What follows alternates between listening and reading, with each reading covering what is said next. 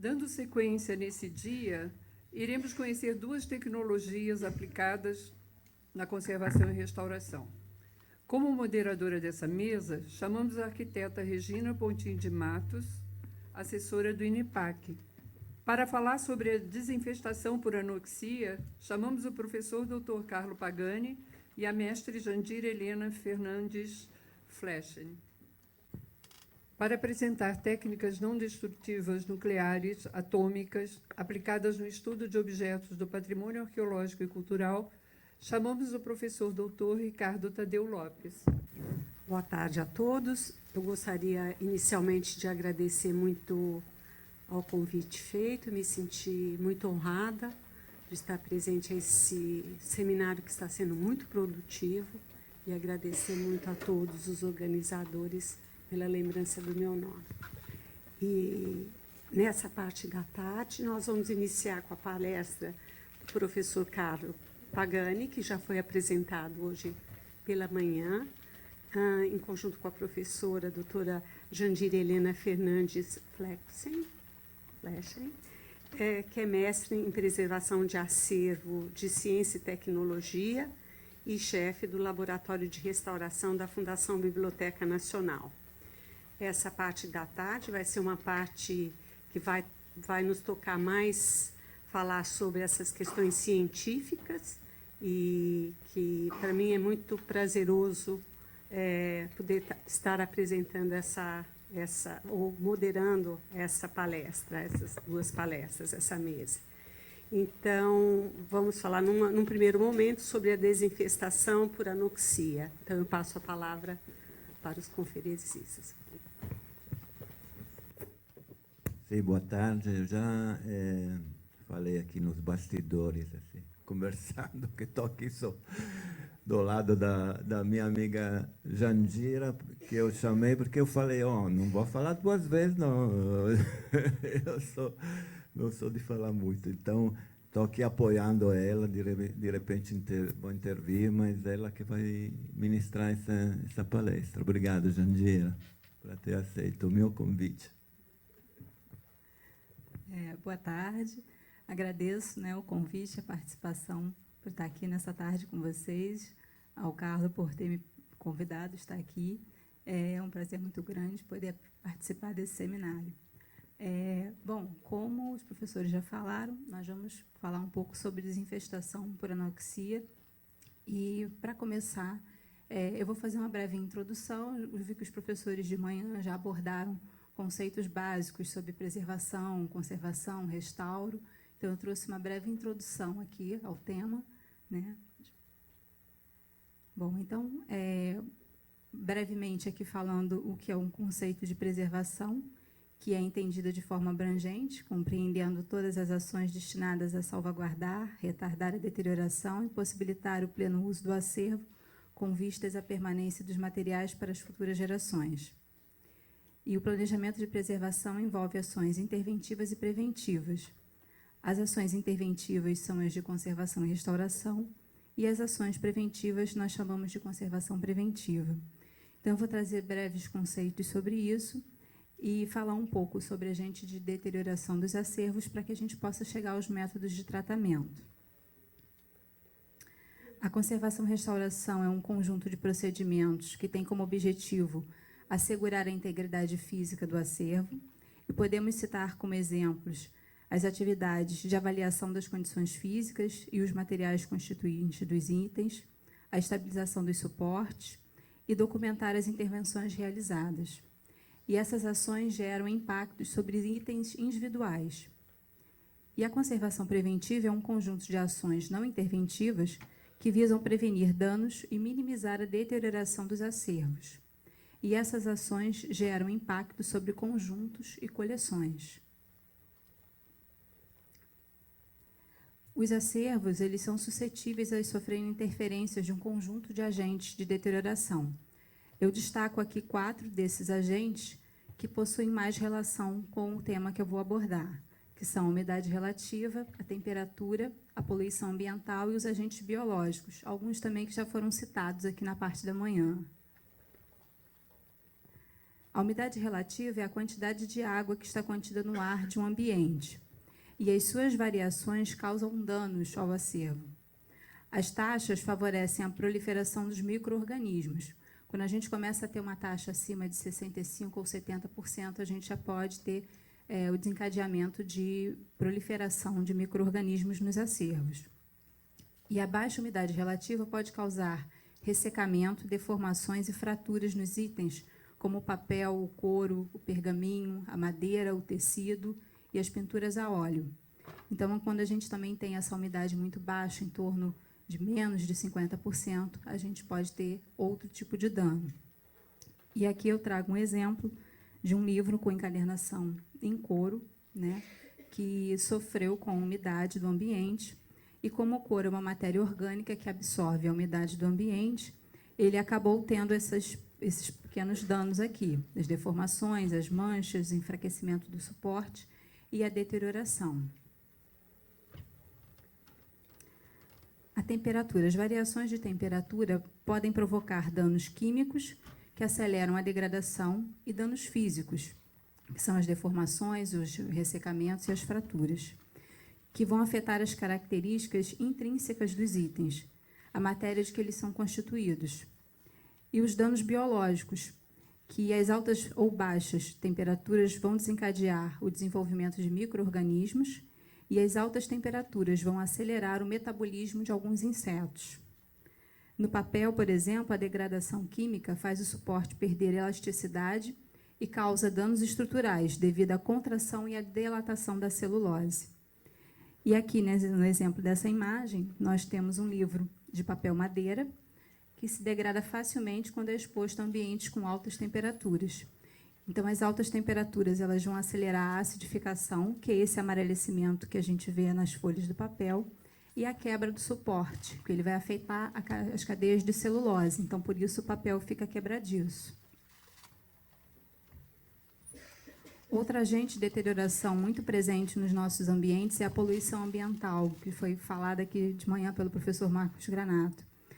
As fontes de poluentes podem ser internas ou externas. As fontes externas, dentre os mais agressivos, a gente pode destacar a poeira e os gases ácidos devido à queima de combustíveis. E os danos causados são sérios e irreversíveis. E as internas, decorrentes do próprio material de que é constituído o acervo, e ainda do mobiliário e produtos químicos utilizados na limpeza dos ambientes.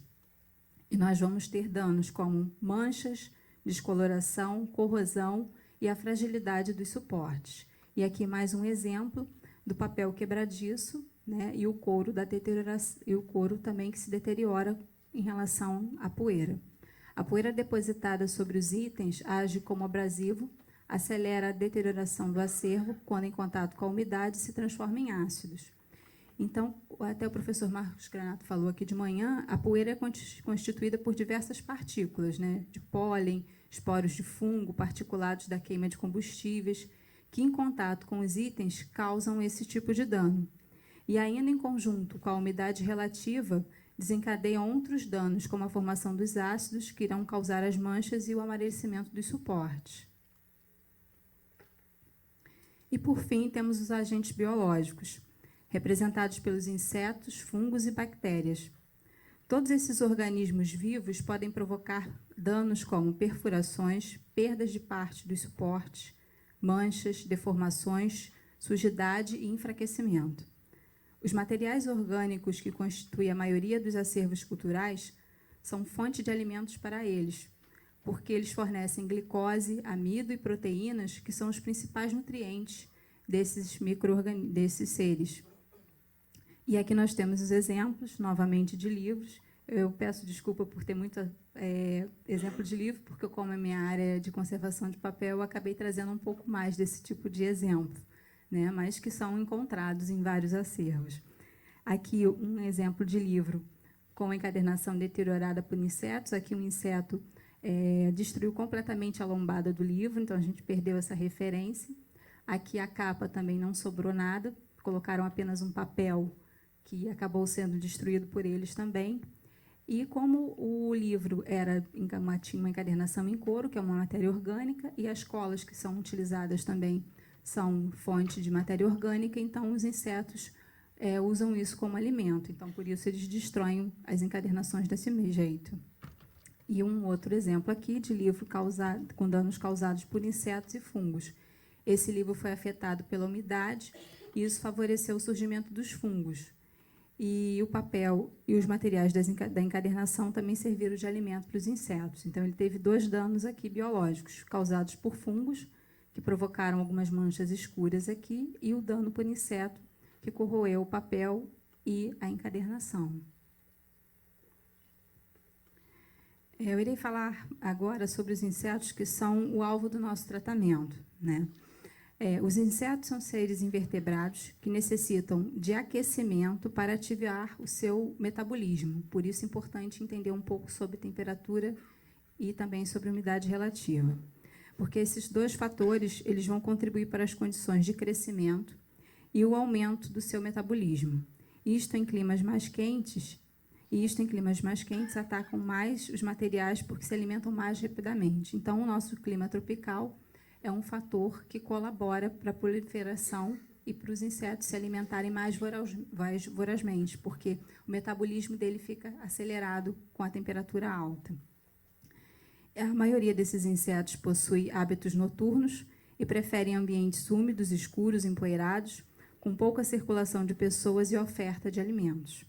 Bom, então, aqueles acervos que ficam lá, que as pessoas quase não mexem, né, dentro das suas caixas, dos seus armários, às vezes os danos estão acontecendo, os insetos estão lá e a gente não está nem percebendo, né? Aí um dia, quando a gente vai mexer, por algum motivo, a gente encontra, né, o dano, às vezes, já lá de uma forma que a gente não tem mais, ou não tem muita alternativa, ou então a gente precisa, então, a partir daquele momento, tomar uma atitude para cessar o dano causado pelo inseto. Eu vou destacar rapidamente um outro inseto, sem ser os principais do tratamento que são atingidos pela atmosfera nóxica, que são as traças, porque elas são muito encontradas nas nossas áreas de guarda e também porque elas são um alerta biológico de que há poeira e umidade em excesso no ambiente. Então, eu trouxe 2 exemplos de traças aqui que a gente encontra, que são as traças de roupa e as traças de livro. As traças de roupa da ordem Lepidoptera, elas atacam roupas, couro, papel, tecidos e também se alimentam de poeira. O seu desenvolvimento é influenciado pela umidade. Então, essa tipo de traça é aquela traça que tem aquele pequeno casulo que a gente vê na parede, se movimentando bem devagarzinho, né? Ela sofre um processo de metamorfose, porque dentro do casulo ela é uma larva, e depois ela eclode e vira uma pequena mariposa esbranquiçada. Tem aqui na foto aquelas mariposas pequenininhas que a gente às vezes vê, até mesmo no ambiente doméstico, né? É esse tipo de traça. Então, essa traça é um indicativo de poeira e umidade alta no ambiente. E a outra traça, que é da ordem Tissanura, que a gente conhece como peixinho de prata ou silverfish. Ela ataca alimentos que têm proteínas, açúcar, amido, papéis que contenham cola e roupas. E elas preferem também os ambientes empoeirados e úmidos. Aqui a gente tem um exemplo na foto. Já é aquela outra traça, que é um bichinho bem pequenininho, prateado. Essa não sofre metamorfose, né? Ela já tem uma outra forma de se desenvolver. E ela corre muito rapidamente, se esconde nos cantinhos. A gente geralmente encontra muito em caixas de papelão, em lugares que ficam assim fechados por muito tempo, a gente vê essa traça. E os 2 tipos de traça, eles provocam esse dano no papel. Eles corroem a superfície do papel. Então, a gente vê aquele corroído, né? Às vezes chega até a furar, dependendo se o suporte não é muito espesso, elas conseguem furar o papel, como naquele exemplo ali. Então, elas servem como um alerta biológico para a gente, dentro do nosso ambiente. Se a gente começar a encontrar, é bom ter cuidado, porque tem algum problema. E isso também vai indicar que outros insetos podem aparecer e que a gente pode ter problemas também com micro-organismos. Bom, então, os cupins. Eles também são conhecidos como térmitas e pertencem à ordem dos isópteros. Eles se alimentam de madeira, papel e tecido, principalmente, e atacam outros materiais que servem apenas para abrir caminho, como gesso, plástico, tijolos, argamassas e couros. 2 tipos que atacam as instituições culturais, né, os que a gente encontra mais, são os cupins de madeira seca e os cupins de solo. eles causam grandes danos nos materiais constituintes dos acervos. Aqui eu trouxe uma foto, né, de uma peça de mobiliário fortemente atacada pelos cupins. Então, a gente vai ver as perdas de suporte e aquele característico pó que vai saindo da peça. Aqui mais alguns exemplos, aqui chassis, né, de quadros, que são atacados também, eles corroem completamente as estruturas e fica saindo aquele pozinho e vão destruindo a peça. E aqui um ataque em livro, em que o cupim provoca um rendilhado nas folhas de papel, conforme ele vai se alimentando do papel, né, do suporte. Os cupins de solo formam ninhos subterrâneos que atacam árvores e edificações, e eles são extremamente devastadores. Eles atacam materiais celulósicos, como papel, papelão, livros, tecidos e madeira. E foi observado que eles preferem papéis úmidos com sinais de micro-organismos. Então, aqui nós temos mais exemplos, né, do que esse tipo de cupim identificado, né, pode fazer num livro, por exemplo. E é muito característico do ataque do cupim de solo deixar esses resíduos aqui, porque como eles vêm do solo, né, geralmente eles fazem os ninhos nas raízes das árvores e acabam se aproximando das fundações das edificações, eles vão abrindo túneis pelo solo até chegar nas edificações à procura de novos lugares para fazer ninhos e de alimento também. Por isso, eles atacam tudo que eles vêm pela frente até chegar, principalmente nos nossos acervos, que são construídos de papel, tecido e madeira, que são o alimento deles. Então, eles vão abrindo caminho. E, para abrir caminho, eles corroem todo tipo de material. Gesso, argamassa, tijolo, fiação, né? Eles vão abrindo caminho para chegar ao alimento. Então, eles causam danos terríveis nas edificações, né? Aqui um exemplo também de peça de madeira corroída por cupim de solo. E nós temos também os cupins de madeira. Esses já têm um comportamento diferente. Eles formam colônias no interior de estruturas e objetos de madeira para se alimentar da celulose. Eles atacam mobiliário em madeira, portas, janelas, pisos, livros, papéis e tecidos. E esse tipo de cupim, eles possuem metamorfose completa. Ou seja, na fase de larva que ele se alimenta mais, e na fase adulta que ele sai em busca de outros locais para fazerem os novos ninhos. E são aqueles que a gente vê nas luzes no período mais ou menos de agosto, setembro, quando começa a ter as altas de temperatura. A gente começa a observar nas luzes, né, quando vai caindo a tarde, aqueles insetos voando, né, que entram para a nossa casa. Aqueles são os cupins de madeira seca.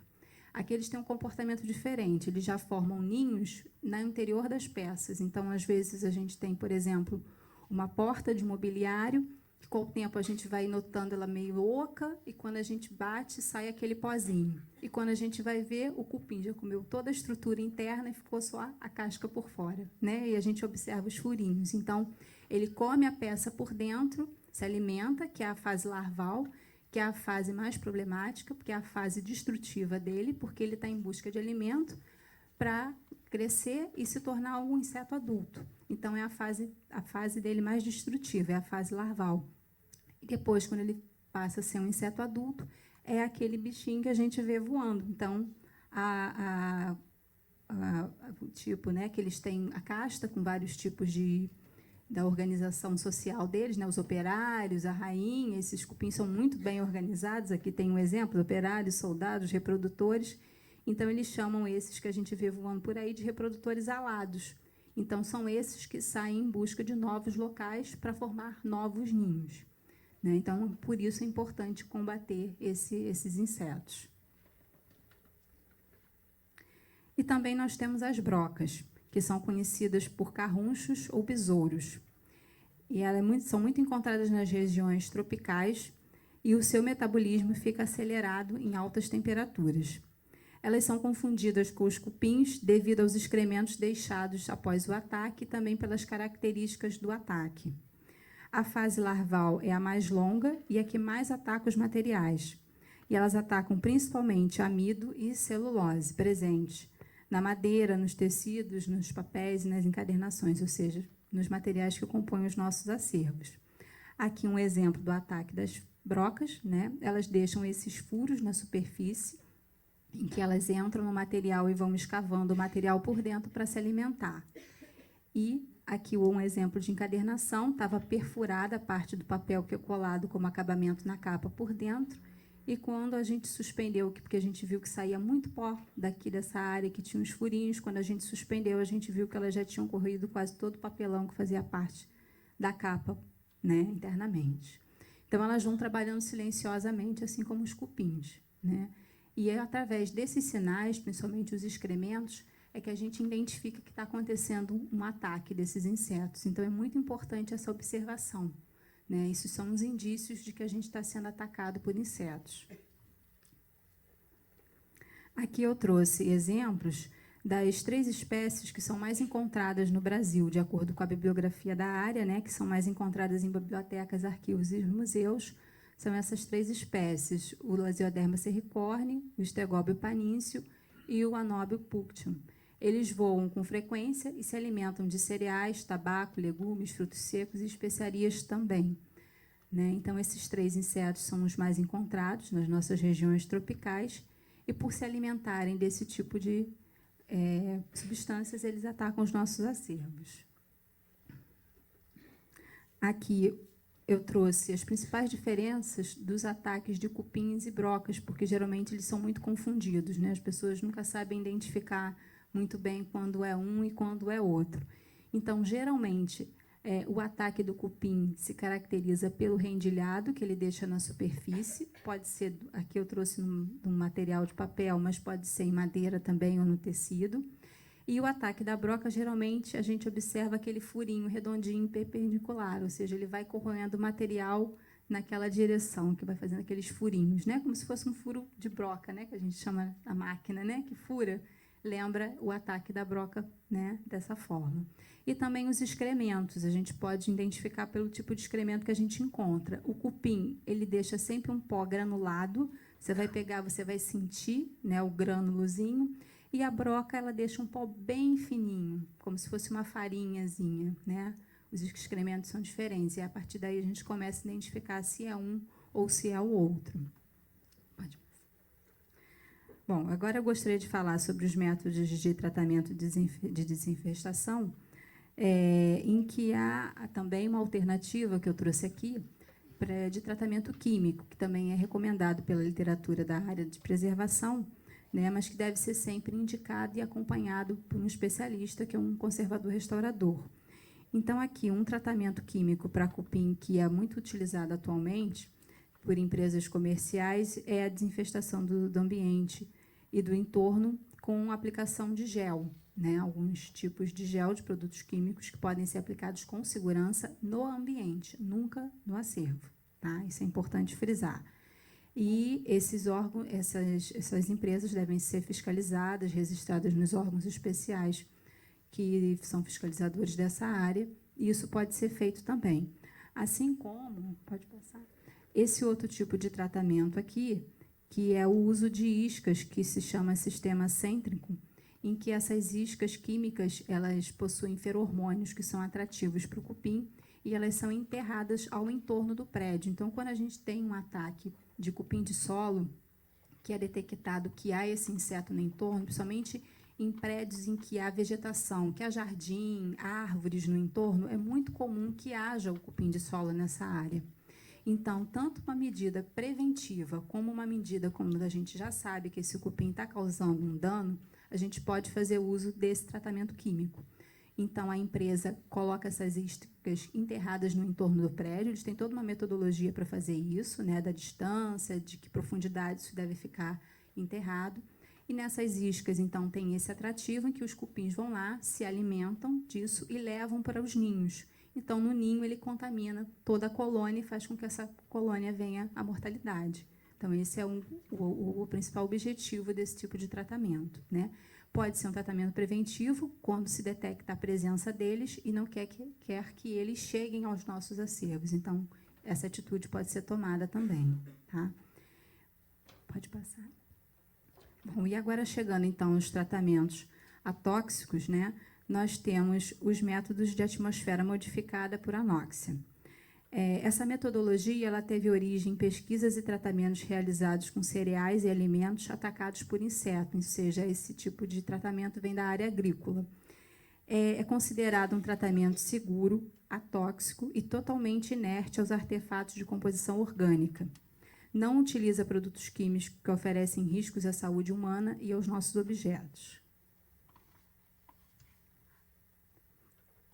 A sua metodologia emprega materiais e equipamentos específicos para garantir os parâmetros de eficácia, e o método consiste na retirada do oxigênio do interior de um espaço estanque, onde o objeto fica isolado durante o tratamento.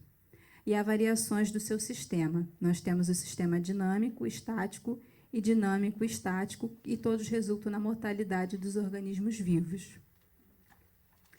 No sistema dinâmico, nós temos o insuflamento de gás em uma câmara ou bolsa de alta barreira. Os gases inertes mais utilizados nesse tratamento são o nitrogênio e o argônio, ou o dióxido de carbono. E resulta na remoção esse insuflamento resulta na remoção do oxigênio interno desse ambiente, em que a gente quer que ele fique com uma concentração abaixo de 0,3%. E dentro desse processo tem que haver o controle de temperatura e umidade relativa. E, geralmente, o tempo de exposição à peça a esse tratamento é entre 15 a 22 dias. Aqui nós temos um exemplo da metodologia aplicada. Essas fotos aqui foi do tratamento que o conservador-restaurador Stefan Scheffer fez na Biblioteca Mário de Andrade, em São Paulo, há uns anos atrás, que foi fortemente atacada por insetos. Então, todo o acervo da biblioteca passou por esse tratamento de atmosfera anóxica. E como o acervo pôde ser deslocado, ele foi todo encaixotado, identificado em caixas, foi levado para um galpão, onde foram feitas grandes bolhas e ele todo tratado pela atmosfera anóxica. Então, aqui nós temos a câmara sendo preparada com as caixas, o plástico de alta barreira ao redor, para ser selado no final. Aqui os equipamentos de controle que o Stefan usa. Ele usa uma metodologia em que ele não usa os cilindros de gás. Ele tem um aparelho que capta o nitrogênio do ar e faz essa purificação, e esse nitrogênio é insuflado, então, dentro da câmara, e aqui a câmara já em funcionamento, insuflada com nitrogênio para fazer o tratamento anóxico, então. O sistema estático ele é um pouco mais simples que o anterior, e é mais recomendado para objetos menores. Ele vai utilizar bolsas também de plásticos de alta barreira, só que com absorvedores de oxigênio dentro e com cartelas indicadoras da concentração do oxigênio interno. E o cálculo do volume da bolsa, né, a gente vai calcular o volume e aí vai determinar a quantidade de absorvedores que a gente vai colocar dentro. Aqui, então, nós temos o absorvedor de oxigênio, é um saquinho que tem dióxido de ferro dentro, e esse ferro vai reagir com o ar, com o oxigênio do ar, e vai absorvê-lo, né? E por isso a gente baixa a concentração de oxigênio dentro da bolha. Aqui as pastilhas e cartelas indicadoras de oxigênio, para a gente poder ter a segurança de que isso está acontecendo, essa reação está acontecendo e está baixando o nível de oxigênio dentro da bolsa. E aqui uma bolsa, então, no ambiente onde foi tratado dessa forma, um acervo bibliográfico também. Aqui os absorvedores, as cartelas estão aqui em cima, e esse método permite que o acervo seja tratado no seu local de guarda, né? Porque como ele ocupa pouco espaço, a gente pode, por exemplo, no caso ali, é um exemplo do acervo da Biblioteca do Jardim Botânico, que há alguns anos atrás também estava sofrendo ataque de brocas, e ele foi desinfestado, foi um projeto da professora Ingrid Beck, que aconteceu lá, e grande quantidade do acervo, mais ou menos acho que uns 60% do acervo estava infestado, e ele passou por esse tratamento. Então, as bolsas eram feitas, o acervo ficava exposto em torno de 21 dias nessa metodologia, né, o que é recomendado, e depois do tratamento, ele era retirado das embalagens, higienizado e passava por um tempo de quarentena para observar se os insetos iam aparecer novamente. E nós temos também o sistema dinâmico estático, em que ele pode acontecer das duas formas, com o insuflamento do gás e com o uso de absorvedor. Geralmente, nessa técnica, se faz a bolha, se insufla primeiro o gás, né, e depois, para manter a quantidade mínima de oxigênio, os absorvedores de oxigênio entram para manter essa concentração. Bom, então já foi comprovado pelos especialistas da área que o método de anóxia é eficiente para o tratamento dos acervos infestados por insetos. Entretanto, ele exige materiais específicos e técnicos treinados para sua execução. E tem que ter sempre a supervisão de um conservador restaurador com conhecimento da metodologia. Ele possui alguns materiais com alto custo, que precisam ser importados. Essa até um pouco da dificuldade que a gente tem de fazer, né, esse tratamento aqui. Mas, enfim, a gente já encontra empresas que importam esses materiais e que vendem aqui no Brasil, que também não impede que a gente possa importar e comprar diretamente dos fabricantes que temos fora, né? E o importante é sempre que a gente utilize materiais de boa qualidade para garantir a eficiência do procedimento, porque senão a pessoa vai usar qualquer material e qualquer material não vai garantir que seja eficiente o tratamento, principalmente em relação ao plástico que é utilizado nessas bolhas. Esse plástico é um plástico de alta barreira que possui várias camadas de plásticos diferentes que vão impedir a entrada do oxigênio nesse ambiente. Então, isso é que vai garantir a eficiência do método. Então, não pode ser utilizado qualquer plástico para fazer essas embalagens.